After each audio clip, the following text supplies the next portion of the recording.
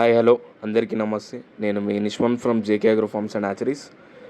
So ఈరోజు ఇది మన మంత్ ఓల్డ్ బ్రూడింగ్ యూనిట్ అన్నట్టు. సో ఈరోజు మనం 12,000 చిక్స్ వేసామన్నట్టు.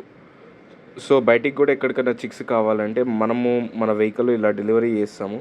సో రైతుల దగ్గర చాలామంది దగ్గర వచ్చే ప్రాబ్లం ఏంటంటే వాళ్ళు అట్ ద స్టార్టింగ్ స్టేజే మిక్స్డ్ చిక్స్ కొంటున్నారు.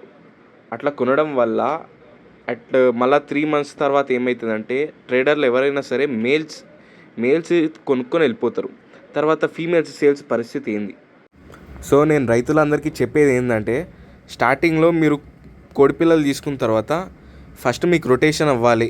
మీరు ఈజీగా మీ సొంతంగా కోళ్ళను అమ్ముకోవాలి అని అంటే ఏ ట్రేడర్ సపోర్ట్ లేకుండా, ఏ హ్యాచరీ వాళ్ళ సపోర్ట్ లేకుండా మీరు మీ కోళ్ళను అమ్ముకోవాలంటే మీరు మేల్స్ తీసుకోవడం 100% సేఫ్ పాయింట్లు ఉంటారు మీరు.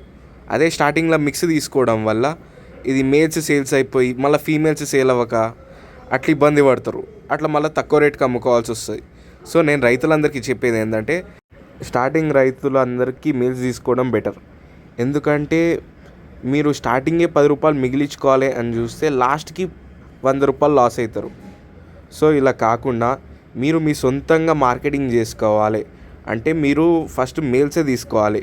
తెలంగాణ, ఆంధ్రప్రదేశ్లో ఎవరున్నా సరే మేల్స్ తీసుకోవడం 100% బెస్ట్.